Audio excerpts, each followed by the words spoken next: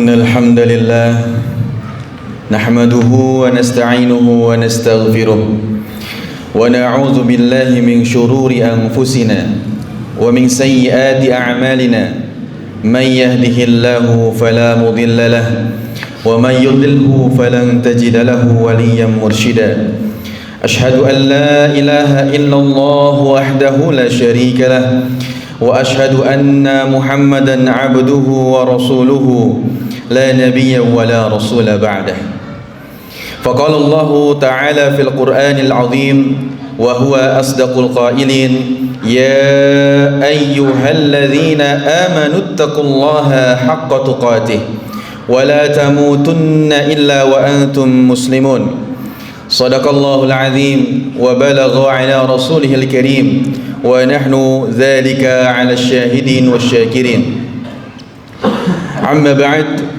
عباد الله أوصي نفسي وإياكم بتقوى الله فقد فاز المتقون. Hadirin jamaah Jumat yang dimuliakan Allah Subhanahu wa taala, bersyukur kepada Allah Subhanahu wa taala yang telah memberikan kita berbagai macam nikmat, di antaranya nikmatul hidayah, nikmat mendapatkan petunjuk, nikmatul iman, nikmat kepercayaan, keyakinan kepada Allah sepenuhnya, hingga Allah kemudian menggerakkan tubuh kita, memberikan kemampuan atas ketaatan untuk kita berjalan ke masjid ini dan melaksanakan salat Jumat berjamaah. Maka tidak ada rasa syukur atas nikmat Allah melainkan berbuah amal soleh, dan tidak ada rasa syukur atas amal soleh melainkan haruslah berbuah istiqamah. Semoga nikmat yang Allah berikan kepada kita tidak hanya berhenti di hari ini, terus diberikan kepada kita sampai kita mampu istiqamah. Allah istiqamahkan kita dalam beramal saleh sampai akhir hayat kita. Hadirin jamaah Jumat yang dimuliakan Allah Subhanahu wa taala, pada setiap Jumatnya kemudian para khatib senantiasa menyampaikan nilai-nilai ketakwaan, di mana nilai ketakwaan itu diantaranya adalah berisi bahwa al-khawfu minal jalil. Iman adalah bagaimana kita memiliki rasa takut kepada Allah Subhanahu wa taala, merasa diawasi, merasa dibersamai, sehingga nampaknya kalau kita menyadari itu mustahil bagi orang yang beriman lalu kemudian melakukan kemaksiatan, padahal dia sadar betul Allah Subhanahu wa taala Maha melihat dan Maha mengawasi. Hadirin bukan Allah Subhanahu wa taala, tidak hanya itu, marilah juga kita sampaikan salawat berserta salam kepada baginda Nabi Muhammad sallallahu alaihi wasallam. Maka di antara nikmat Allah juga yang kemudian Allah berikan kepada kita adalah nikmat bisa mengenal Nabi Muhammad sallallahu alaihi wasallam. Bukan hanya bagaimana karakteristiknya, tapi juga bagaimana akhlaknya, khuluquhul Quran. Akhlaknya seperti Al-Quran, yang kalau kita melihat sosok beliau, maka semua isi dan nilai-nilai Al-Quran dicerminkan pada diri Nabi Muhammad sallallahu alaihi wasallam. Maka jika ada satu orang, satu manusia yang harus kita cintai, maka pastikan itu adalah Nabi Muhammad sallallahu alaihi wasallam. Sebab kelak di akhirat kita bersama ma'aman ahabbah, bersama orang yang kita cintai. Maka jika kita mencintai Nabi Muhammad sallallahu alaihi wasallam, semoga kita juga dikumpulkan dengan baginda Nabi Muhammad sallallahu alaihi wasallam kelak di yaumil akhir. Hadirin yang dimuliakan Allah Subhanahu wa taala, tentu begitu banyak nikmat Allah yang sampai-sampai kalau kita berusaha menghitungnya, niscaya kita tak akan menemukan nominalnya. Bisa jadi nominalnya tidak akan berbilang. Itulah yang kemudian disampaikan oleh Allah sendiri dalam surat Ibrahim ayat 34-nya, wa in ta'uddu ni'matallahi lan tuhsuha innal insana lazalumun kafur. Bahwa dan jika kamu menghitung-hitung nikmat Allah, niscaya kamu tak dapat menentukan jumlahnya. Sesungguhnya manusia itu benar sangat-sangat zalim, lagi sangat kafar, lagi sangat-sangat dalam keadaan yang kufur dari nikmat Allah Subhanahu wa taala. Semua kenikmatan yang kita rasakan sumbernya hanya satu, yaitu dari Allah Subhanahu wa taala. Tiada sesiapapun atau entitas apapun yang mampu menganugerahkannya kecuali hanya Allah Subhanahu wa taala. Bahkan dalam surat An-Nahl pun dijelaskan, "Wa ma bikum min ni'matin faminallahi summa idza massakumud dur fa ilaihi taj'arun." Bahwa segala nikmat yang ada padamu datangnya adalah dari Allah Subhanahu wa taala. Kemudian apabila engkau ditimpa kemudaratan, hanyalah kepada Allah engkau meminta pertolongan. Hadirin ma'asyiral muslimin rahimani wa rahimakumullah, dari semua nikmat Allah yang Allah karuniakan kepada kita terdapat sebuah nikmat yang paling agung, nikmat yang hanya Allah berikan kepada mereka yang terpilih dari orang-orang yang sudah baik. Jika kita termasuk di antara orang yang mendapatkan nikmat tersebut, itu berarti Allah memberikan keistimewaan kepada kita. Nikmat itu ialah nikmat iman, nikmat itu ialah nikmat Islam. Itulah yang kemudian mampu menjadikan kita memasuki surganya Allah, mendapatkan ridhonya Allah, yaitu diberikan nikmat iman. Itu yang kita inginkan. Wala tamutunna illa wa antum muslimun. Janganlah kalian wafat kecuali dalam keadaan Islam. Maka siapa yang mampu terus menjaga kita dalam keislaman, siapa yang mampu terus menjaga kita dalam keimanan, tidak lain hanyalah Allah Subhanahu wa taala. Ini adalah nikmat yang tidak bisa dibandingkan dengan apapun di dunia ini, karena semua nikmat yang lain akan musnah dan sirna bersama dengan nafas terakhir yang dihembuskan manusia saat ruh meninggalkan jasadnya. Tidak ada satupun dari nikmat itu yang kita bawa untuk membersamai perjalanan menuju akhirat. Tidak ada yang bisa membantu dan menolong kita dari azab dan kemurkaan Allah Subhanahu wa taala kecuali hanya nikmat iman dan Islam yang ditiupkan kepada hati kita. Maka ini adalah nikmat yang sempurna, sebagaimana firman Allah Subhanahu wa taala, "Al-yauma akmaltu lakum dinakum wa atmamtu 'alaikum ni'mati wa raditu lakum Islam madina." Pada hari ini telah aku sempurnakan agamamu untukmu, telah aku cukupkan nikmatku, dan telah aku ridhoi Islam sebagai agamamu. Ayat ini turun pada hari Arafah yang belum lama kita lewati, yang belum lama didiami oleh para jamaah haji, yaitu di hari Arafah yang bertepatan juga ketika itu turun juga pada hari Jumat, ketika Nabi SAW berada di padang Arafah dengan rangkaian ibadah haji wada. Dalam ayat ini Allah menjelaskan bahwa agama yang diturunkan kepada umat Muhammad SAW telah sempurna, dan bahwa ialah kemudian juga Allah Subhanahu wa taala telah menyempurnakan nikmatnya. Artinya Islam adalah nikmat yang sempurna yang Allah hadirkan, yang Allah anugerahkan kepada Muhammad sallallahu alaihi wasallam. Ma'asyiral muslimin rahimakumullah, mendapatkan nikmat Islam artinya hidup dalam cahaya dan ketenangan jiwa. Sementara mereka yang tidak mendapatkan nikmat tersebut maka akan berjalan dalam kegelapan demi kegelapan, selalu gundah gulana dan merasakan kekosongan jiwa. Sebagaimana dicantumkan dalam suratul An'am, Allah Subhanahu wa taala berfirman, "Awaman kana maitan fa ahyainahu wa ja'alna lahu nuran yamshi bihi fin nasi kaman misluhu masalahu fidh dhulumati laisa bi kharijin minha."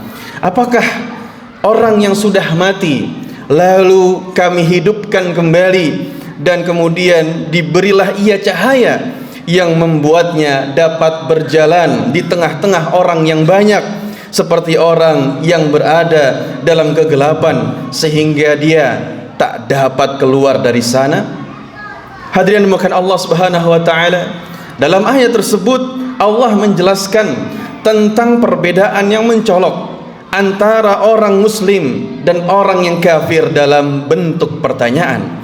Allah Subhanahu wa taala bertanya, apakah orang yang sudah mati, yaitu orang-orang yang kafir, lalu kami hidupkan kembali dan kami beri ia cahaya berupa hidayah Islam yang membuatnya dapat berjalan di atas kebenaran, sama dengan orang yang berada dalam kegelapan, yaitu kekufuran? Tentu jawabannya tidak sama. Orang yang beriman dalam hidupnya akan mendapatkan ketenangan jiwa, sementara orang yang hidup dalam kekufuran, yang hidup dalam kekafiran, maka dia akan mendapatkan kegundahan dan juga kebimbangan. Ma'asyiral muslimin rahimakumullah, nikmat Islam adalah nikmat yang dianugerahkan kepada semua nabi dan rasul. Nikmat Islam jugalah yang selalu kita mohonkan kepada Allah dalam setiap rakaat salat kita, ketika kita mengucapkan ihdinas siratal mustaqim, tunjukilah kami jalan yang lurus. Nikmat Islam membuat kita istimewa dibandingkan makhluk yang lainnya. Nikmat Islam membuat kita merasakan manisnya hidup dalam keimanan.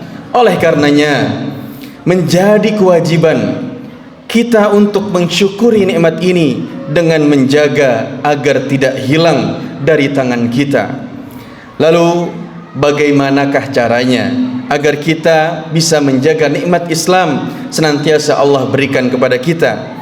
Maka di antaranya adalah yang pertama, dengan menegakkan rukun-rukun Islam yang kemudian telah tertera dalam Quran, dan mentaati segala syariat Allah Subhanahu wa taala, yaitu dengan mengikuti semua petunjuk yang Allah berikan dan juga menjauhi dari semua larangan yang telah Allah sampaikan. Jangan sampai menentang Allah Subhanahu wa taala, apalagi melecehkan syariatnya, karena menentang Allah akan membuat kita jauh dalam jurang kekufuran. Allah Subhanahu wa taala berfirman, "Fala wa rabbika la yu'minuna hatta yuhakkimuk fima shajara bainahum summa la yajidu fi anfusihim haraja mimma qadaita wa yusallimu taslima."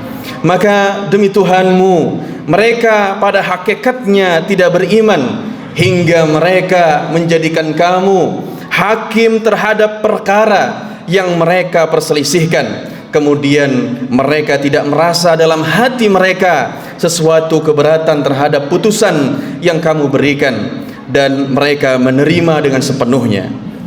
Hadirin bukan Allah Subhanahu wa taala, oleh karenanya jangan sampai kemudian kita terjerumus dalam kekufuran, kemaksiatan yang hari ini begitu dekat. Ya, tidak hanya kemudian kita bisa capai dalam kondisi offline. Hari ini bahkan kemaksiatan itu menghampiri kita dengan online, dengan handphone kita. Belum lama kita tentu marak mendengar tentang judi online. Maka kita perlu berhati-hati dengan perkara tersebut, karena jangan sampai atas dasar kita tak memiliki ilmu dan juga tidak mencegah diri kita dari perbuatan tersebut, kita kemudian tergoda untuk mencobanya. Na'udzubillah. Oleh karenanya kita perlu kontrol sosial yang senantiasa mengingatkan kita untuk mencari sumber-sumber yang halal saja dan menjauhi sumber-sumber nafkah yang makruh, yang subhat maupun yang haram. Lalu yang kedua, hadirin yang sekalian, yaitu dengan bertafaqquh fid din, semakin mendalami agama ini, semakin mendalami ajaran agama ini, berusaha kembali untuk belajar bagaimana mengenal diri kita, apa tujuan kita hidup, apa kemudian Allah, maksud dari Allah ciptakan kita. Bagaimana kita terus berusaha mengenal Allah Subhanahu wa taala, mengenal Nabi Muhammad sallallahu alaihi wasallam yang rasanya umur yang Allah berikan pun tak cukup untuk kemudian melahap semua ilmu yang Allah miliki. Oleh karenanya maka ini menjadi motivasi bagi kita untuk tidak berhenti menuntut ilmu. Bukan hanya ilmu-ilmu dunia, bukan hanya ilmu-ilmu skill, tapi juga ilmu tentang akhirat kita. Karena dunia adalah fase ketiga dari runtutan alam akhirat yang tentu masih panjang sampai ke surga. Hadirin yang dimuliakan Allah Subhanahu wa taala, sebagaimana juga Allah sampaikan, "May yuridillahu bihi khairan yufaqqihhu fid din." Barang siapa yang kemudian Allah sukai seorang hamba, Allah inginkan hamba tersebut menjadi baik, maka Allah akan fahamkan dalam agama. Allah tidak bilang akan kemudian dikayakan, Allah tidak bilang akan dicukupi semua keinginannya, Allah tidak bilang akan dinaikkan jabatannya, tapi Allah sampaikan akan difahamkan, akan dicerdaskan, dipintarkan dalam hal agama. Maka hadirin, jika kita kemudian tiba-tiba mendapatkan hidayah untuk berangkat ke majlis-majlis ilmu, yakinilah bahwa Allah sedang ingin kebaikan pada diri kita. Lalu yang ketiga, dengan mencintai dan membenci hanya karena Allah. Jika kita kemudian mampu melakukan hal tersebut, maknanya kita telah mampu menjadikan Allah Subhanahu wa taala sebagai poros kehidupan kita. Maka Allah kemudian dalam satu hadis disampaikan dari Nabi sallallahu alaihi wasallam, "Fa inna awthara 'ural islamil walayata fihi al-hubbu fihi wal bughdu." Sesungguhnya ikatan iman yang paling kuat adalah loyalitas kita karena Allah Subhanahu wa taala, mencintai karena Allah dan membenci karena Allah. Karena yang menyatukan hati-hati orang yang beriman adalah Allah Subhanahu wa taala. Ma'asyiral muslimin, maka yang terakhir adalah bagaimana di antara kewajiban kita sebagai seorang hamba bukan hanya mendalami agama kita, tapi juga mengajak orang untuk kemudian mendalami agama Islam ini. Mengajak orang untuk menuntut ilmu, mengajak orang untuk sama-sama kita salat, mengajak orang untuk kemudian berinfak. Itu adalah kewajiban kita sebagai seorang hamba. Ud'u ila sabili rabbik. Sampaikanlah Islam, sampaikanlah agama Allah ini, ajaklah orang di jalan Tuhanmu. Hadirin yang dimuliakan Allah Subhanahu wa taala, ini juga adalah amalan Nabi Muhammad sallallahu alaihi wasallam. Kalaulah Nabi sallallahu alaihi wasallam hanya mementingkan dirinya sendiri, apakah kemudian akan lebih banyak lagi orang yang akan mengikutinya? Kalaulah Nabi SAW sholat hanya untuk dirinya, kemudian memahami Islam hanya untuk dirinya, menghafal dan menyampaikan Quran hanya untuk diri dan keluarganya, maka mungkin Islam tidak sampai ke negeri ini. Tapi kemudian ternyata Allah perintahkan Islam ini, wa ma arsalnaka illa rahmatan lil alamin. Tidaklah aku sampaikan engkau menjadi utusan melainkan agar menjadi rahmat untuk semesta. Oleh karenanya kita pun jangan sampai soleh sendiri. Kita, di antara kita ada yang imam keluarga, ada yang menjadi seorang ayah, suami, pimpinan perusahaan, kantor, toko dan lain sebagainya. Maka ajak jugalah mereka untuk taat kepada Allah Subhanahu wa taala. Di mana juga dikuatkan dalam firman-Nya, "Wa man ahsana qaulan mimman da'a ila Allahi wa 'amila salihan wa qala innani minal muslimin." Dan siapakah yang lebih baik perkataannya daripada orang yang berdakwah kepada Allah, mengerjakan amal yang saleh dan berkata, "Sesungguhnya aku termasuk orang-orang yang berserah diri." Hadirin yang dimuliakan Allah Subhanahu wa taala, dengan demikian insyaallah semoga apa yang kita nikmati sebagai rizki yang Allah berikan, apa yang kita syukuri dari amal soleh yang kita lakukan, ini berbuah kepada keistiqomahan dan juga berbuah kepada Allah senantiasa meniupkan hidayah pada diri kita, dan kita pun dimudahkan, dilembutkan hatinya untuk menerima hidayah tersebut sampai ajal menutup hidup kita. Barakallahu li wa lakum fil Qur'anil azim wa nafa'ani wa iyyakum bima fihi minal ayati wa dzikril hakim. Fataqabbal minni wa minkum tilawatahu fastaghfiruhu innahu huwal ghafurur rahim.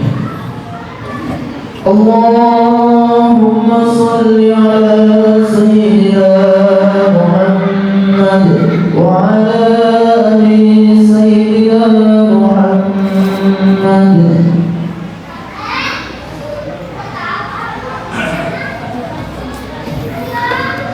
Alhamdulillahi wa kafa, wassalatu wassalamu ala rasulil mujtaba wa ala alihi wa sahbihi wa man ittaba'al huda. Allahumma salli wa sallim wa barik wa an'im ala nabiyyina al-karim Muhammadin sallallahu alaihi wa ala alihi wa sahbihi wa man tabi'ahu bi ihsanin ila yaumiddin.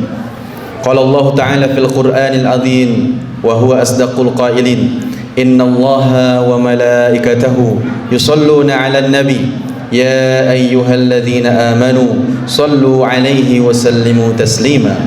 Allahumma salli 'ala Muhammad wa 'ala ali Muhammad kama sallaita 'ala Ibrahim wa 'ala ali Ibrahim wa barik 'ala Muhammad wa 'ala ali Muhammad kama barakta 'ala Ibrahim wa 'ala ali Ibrahim fil 'alamin innaka Hamidum Majid. اللهم اغفر للمسلمين والمسلمات والمؤمنين والمؤمنات الأحياء منهم والأموات إنك سميع قريب مجيب الدعوات يا قاضي الحاجات. اللهم أعز الإسلام والمسلمين وأذل الشرك والمشركين ودمر أعداءك أعداء الدين.